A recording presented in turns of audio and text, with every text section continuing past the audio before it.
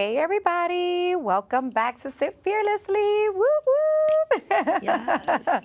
I am missing my second half. Shout out to my sister Gigi. She could not make it in today, but we are going to keep the energy going for her. Yes. Yes. I'm very excited to be here, and it is like Leo season, right? It's officially Leo season Yes. today. Yeah. Okay. So wait. So I'm you're Cancer. Yeah. Okay. Cancer season ends, I think, on the 20th or 21st, and then the 21st and on is Leo season. Okay. Well, we're still in Cancer season. Okay. Yes. Because we got my girl Catherine here, who is celebrating her birthday. Yes.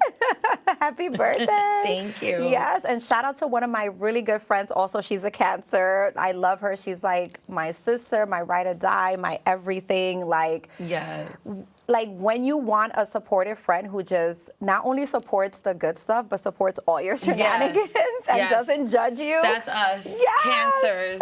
We'll be like, girl, what happened now? It's fine. Don't worry about it. I'm here if you need me. Exactly. Like that is her to me. So shout out to Sloan. She actually started the podcast with me way back when I started. So, missing her. So shout out to her. To you. Yes. Oh my God. So birthday.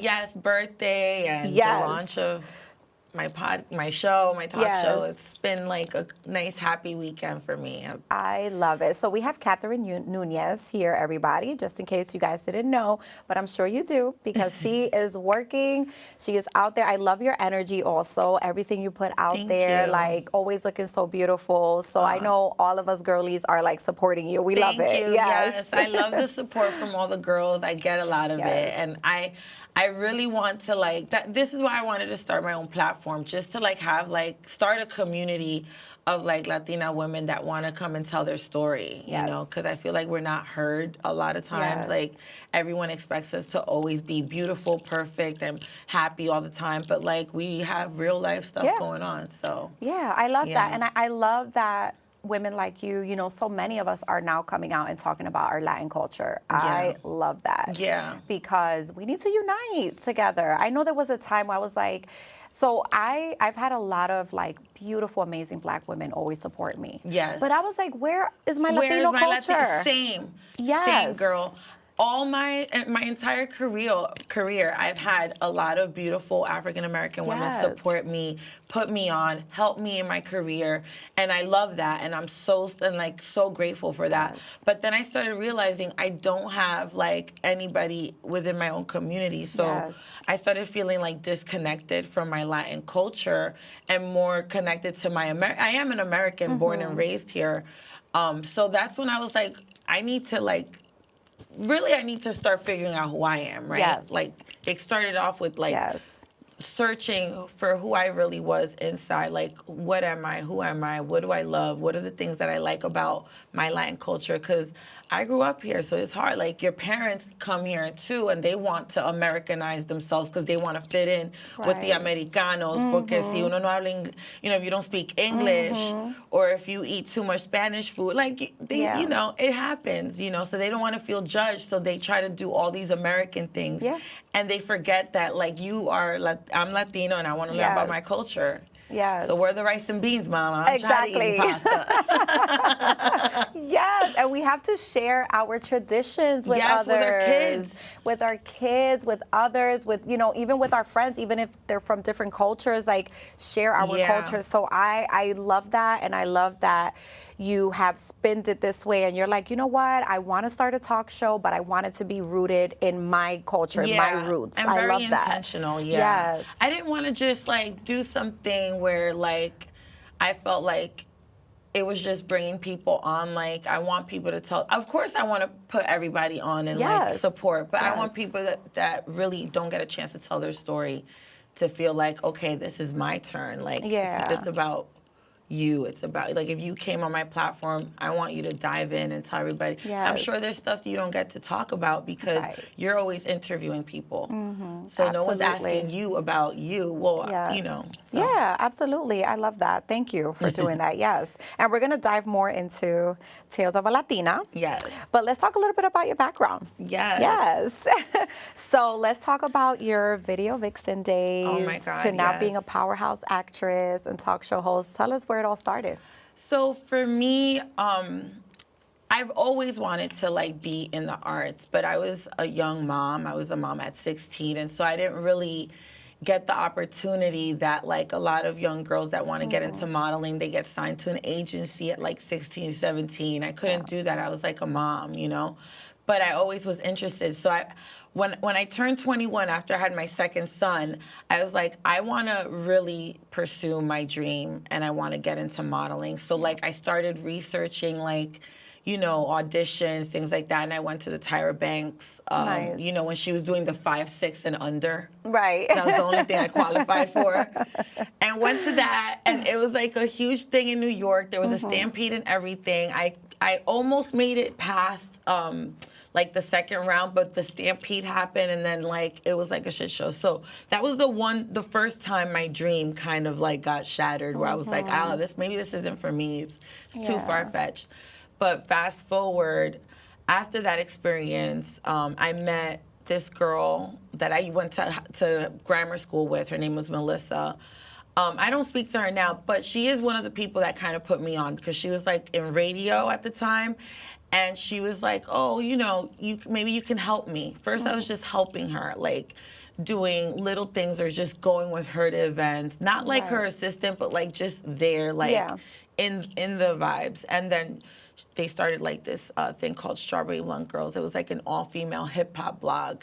And that's really where I started, because I started writing for this blog, doing fashion, you know, editorials. And then I started meeting people that thought I was pretty, and they were like, you should be in music videos. So really, like, modeling, it was supposed to happen when I was younger, but my dream got shattered, and I was like, I'll just be a writer and, like, get into radio and be more behind the scenes. But because I had, like, the look and the image and the red hair, everyone was like, you need to be in front of the camera. So started doing music videos, worked with a lot of people, and then, you know, here we are. I mean, it wasn't like, I don't want to say I didn't love my video vixen era, but I really didn't love it. It was like really, they didn't treat the models the best. You know, if you weren't a lead, I've heard stories, you know, I did enjoy working for up and coming artists more than like the artists that were already established. Even though you got the exposure from like the established artists, like the Shaggys and the Trey Songz and all these people, but like, when you work with an independent artist, they pay you well, they feed you, they take care of you, they make sure you're good. So that was like, it was like a weird balance, but like I did it. So it was fun. I love it. So what was that moment where you were like, nah, I'm shifting my narrative? Well, I got into a relationship. I was also a bartender while I was modeling, because that was like a thing back then. It was like, oh, the hottest models and video vixens would bartend on like the hottest days of the week in New York City at Starlets. And so I did bartend there, and I bartended at a few places, and I met a guy, and he was like, I don't want you to do this anymore. I don't want you to be in this industry. You're too overly exposed and all this stuff. And I was like, you know what, you're right. Take care of me, you know? Right. And like, he was like, well, what do you want to do? And I said, I want to get into acting. You know, I want to like transit. I still love the arts. I still love being on set, but I want to maybe, you know, get into acting. And he's like, okay, let's do it. And I started taking acting classes with Thomas G. Waits in the city, theater, Broadway. Like, I learned with the best. I don't regret ever taking that acting class and like shifting my career from modeling into acting, because acting was like therapy for me. And I didn't realize I was dealing with so many, I don't want to say demons, because I'm not, but just like, you know, dark moments where I didn't really love myself. And I learned how to like love myself through acting. And to love every part of me, all the good stuff, the bad stuff, because you need all that to be a good actor. You have to be in touch with every single emotion that you can think of. So. Right. I love that. Yeah, thank you. I love that. So I do want to ask you something a little, you know, spicy. Yes, ask me. So you've graced the screen with a lot of legends like Ludacris, Busta, and the ones you mentioned. Yes. What's one wild behind-the-scenes story that you've never shared in public? Oh my God, there's so many, because I was a wild child, but I'll say this, and I've never said this to anybody, but I'll share it with you, and I probably shouldn't, but like, I definitely dated about 3 of the people I've done music videos with. Okay. And then I don't even know. Wait, how spicy can I get? You don't have to say names. No names. I won't say names. But I will say this. I had a threesome with one of them. Okay. And that was the first and last one. I'm not going to say who it was. Okay. But, I mean, you guys can dissect and figure it out on your own. But I've never told anybody that. That was spicy. But that was spicy, yeah. I don't go do that anymore. That was a one-time thing. But wait, was it worth it? Was it at least... It was synergy? What I'll say is this. At that time, I was so attracted to this person that I was like, oh my God, yes, like, let's do it.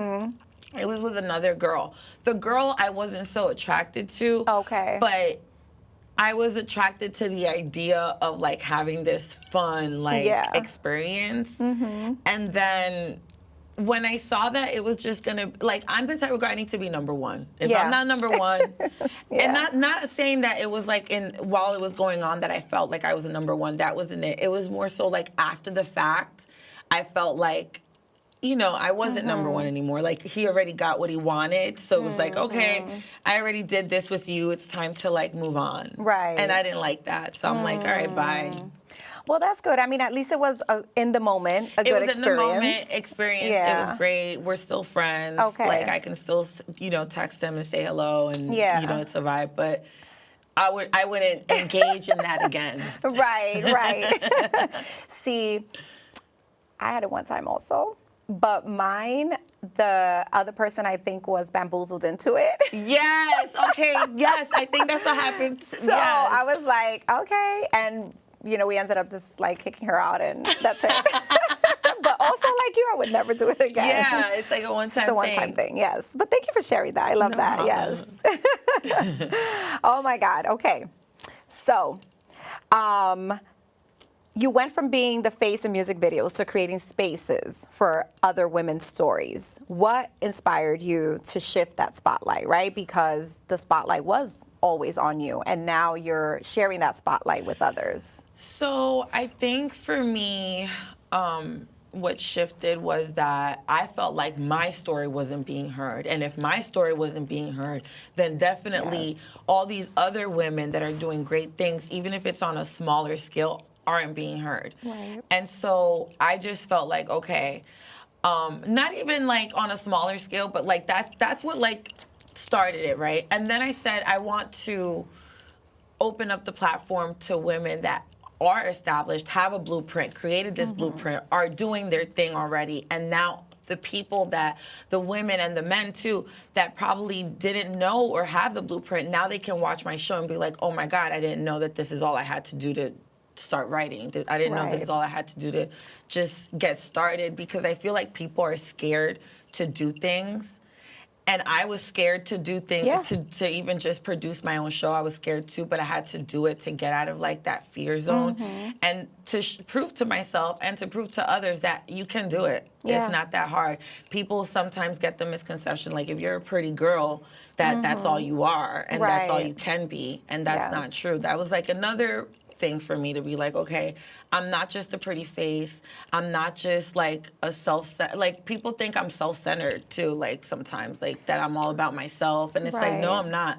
I just, quite frankly, don't even have the time sometimes to think about the people that I want to think about, because I'm so focused on the 6 core people in my life. Right? It's like your kids, your mom, your best friend, and your neighbor. Like, and then everyone else it comes after. So I was like, well, if I created a platform where people could come to me or I can go to them, it's like I'm making that connection. I'm putting people on, and I'm also able to tell my story through that. You know what I mean? Like, through interviewing you, I'm going to be able to connect and relate to what you have going on. Right. And I think that's going to happen for a lot of other women too. And we can all see your dynamic now. Yeah, you can get to know me too, because I think a lot of times it's all pictures. Yeah, it's like people just see the pictures and the cute restaurant stuff and the outfits, and they're like, she's so bougie. And really, I am not bougie at all. Like, I can be, but like, I'm balanced. Yeah. Okay, I love that. Yeah. I love that. And again, I love that you're repping for Latinas. So like, what's something that you wish people outside of our culture understood about our hustle? That we're very passionate, that sometimes it might seem like a lot. Yes. And it could be overwhelming, yes. but it's not. We have everything under control. I feel like some of my friends who aren't Latina or Latino feel like I'm doing too much or I'm always like in a rush, but it's that sense of urgency, right? I don't know, I grew up like that. My mom was always like, get up early, get this shit done, you know, work, like make the most out of your day, use your 24 hours. And then, you know, take a break. I don't know. I don't live a life of leisure like everyone thinks. So it could seem like I'm overbearing or over the top.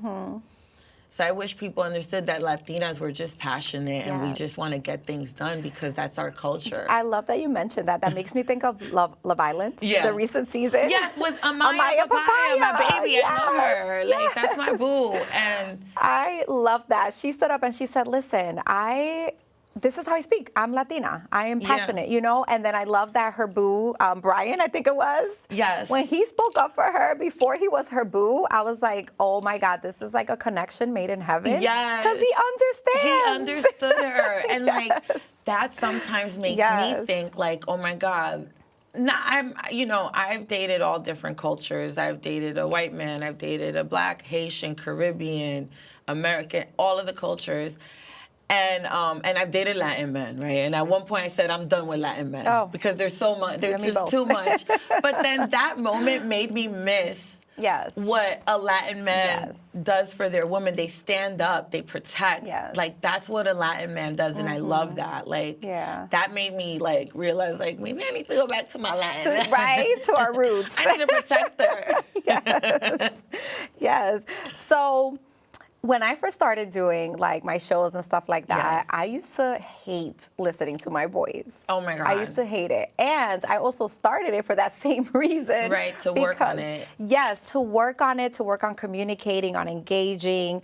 And also because I wanted other people's voices to also be uplifted. Yeah. Right? So like, has that been your similar journey with Tales of a Latina now? So with Tales, I feel like, one, I do hate my voice, especially right now. I'm so raspy. But, I think for me, it's just, I just really want to just have a platform where people come and tell their story. But I'm not worried about the judgment of it. I feel like this is a opportunity for people to like really get to know me, my voice. You know, like if you don't like my voice, oh well, you're gonna probably hear it a lot. Right. You know what I mean? Like I don't know. I think, I'm learning as I'm going. You know, it's a learning process. So I'm still figuring it out. What I do love is that I am getting a lot of love from women and men. They're like, this is amazing. They didn't know that I could even do this. Right.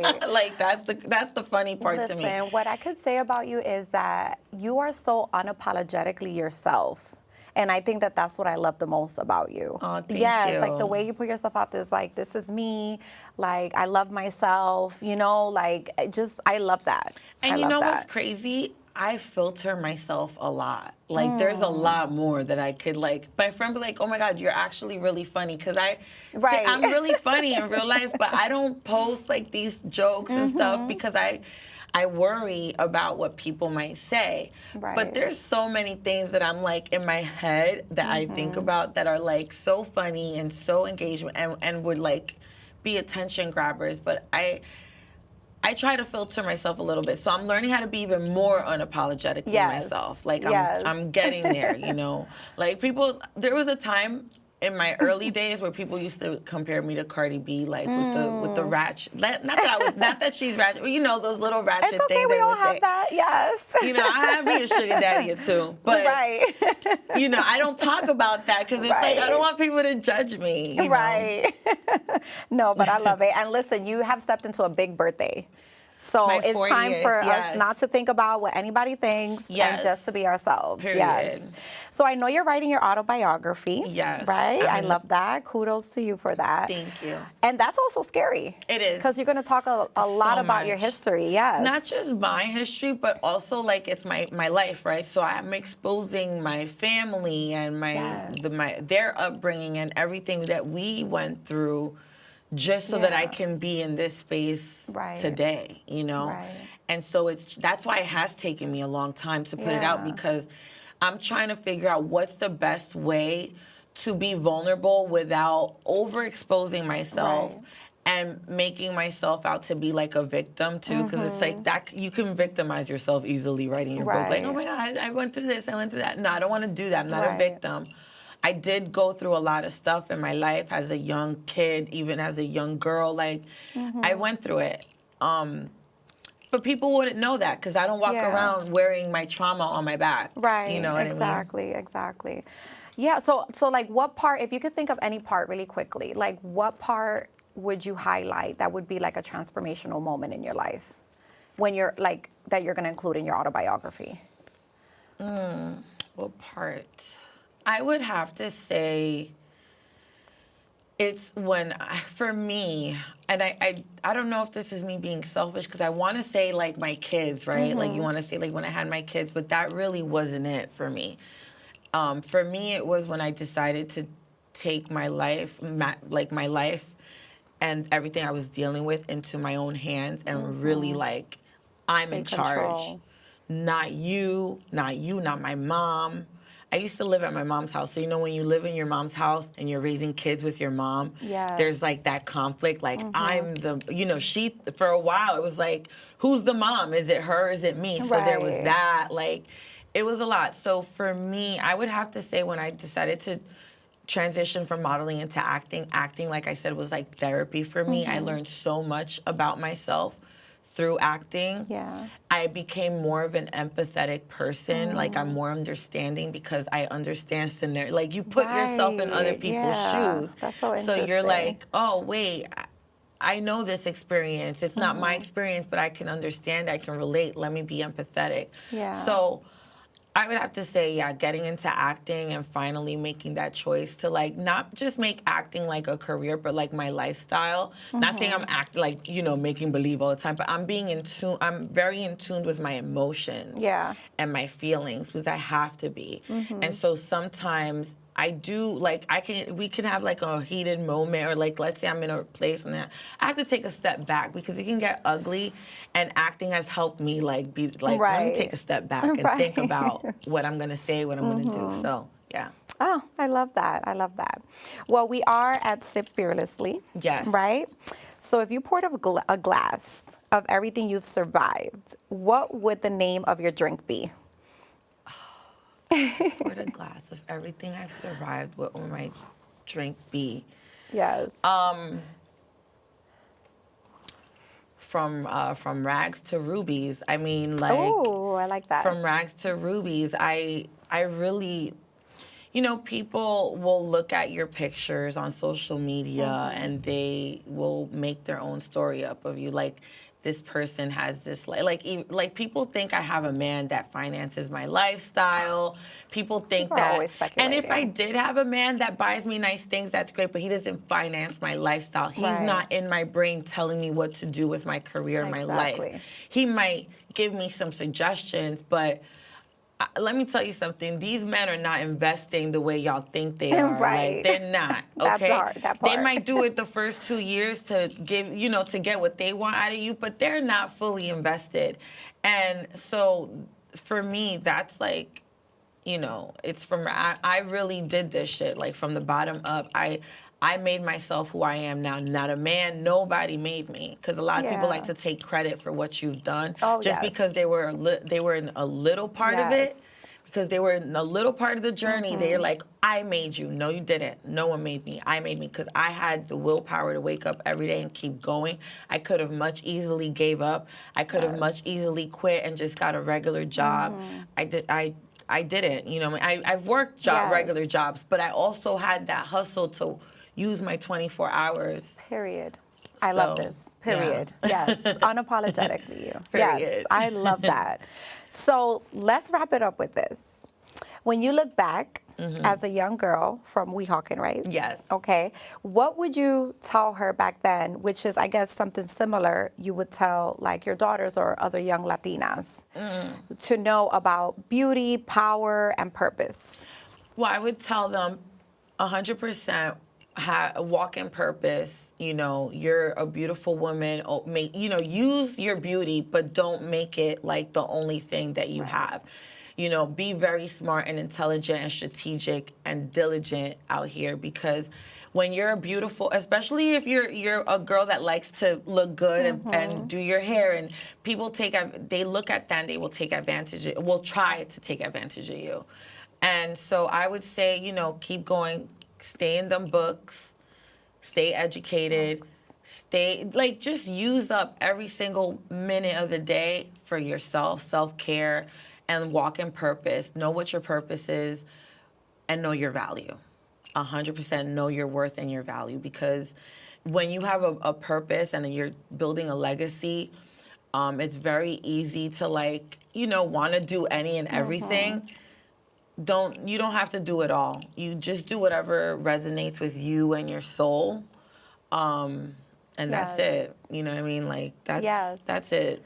And I would also add to that, which is like similar to what you're saying, is like build your confidence up. Build your confidence up. Yes. Because people will use that. People will see weaknesses and they'll pick on those weaknesses. Yeah, like for example, I just hit the 40 mark, right? So I know I'm gonna get the people that's gonna be like, oh, you old. No, I'm not old. I'm young. Like I still feel young. I still look young. As long as that's why it's so important. Take care of yourself. You know, live a healthy lifestyle so that you can be 40 and 50 and still look like you're in your 20s and 30s. Yes, so. I love that. I love that. Well, we have come to the conclusion. I'm so sad. I know. I don't want it to end. This is such a good interview. Yes, I love it, and I cannot wait to share it. And of course, I'm going to have you back. Yes. And vice versa. We're going to kiki. I'm going to have you on Tales of a Latina, because I love everything that you're doing too. You. Like, first of all, let me give you your flowers. I watch your stories. I watch your page. You're like really putting on for women and for entrepreneurs and for the Latin culture. Thank you. And you deserve your flowers too. Thank you. I love that. You're Look welcome. At us. Yes. This is what sisterhood is, y'all. We have to support each other. It takes a lot to do what we do. Yeah. So I really appreciate your words. Yes. And I support you all the way. All the way. So I'm glad this happened. This has been a long time coming, y'all. Like, for the past year, I've been trying to come here. So I'm glad that I finally made it. And I have a good reason to come now. Like, absolutely. You know. Let everyone know where to follow you and all that good stuff. Yes, so you can follow me on Instagram, TikTok, Threads, everything. Catherine K. Nunez, and that's Catherine with a K. And then my website, www.IamCatherineNunez.com. My YouTube channel, Tales of a Latina. Follow, hit like, share, and subscribe. Yeah. I'm still getting used to that. You know, I'm not a YouTuber, but I love it. Well, this is Sit Fearlessly, everyone. I'm your girl, Sue Fearless. And make sure y'all like, share, and subscribe. Yes. Thank you. Thank you, guys.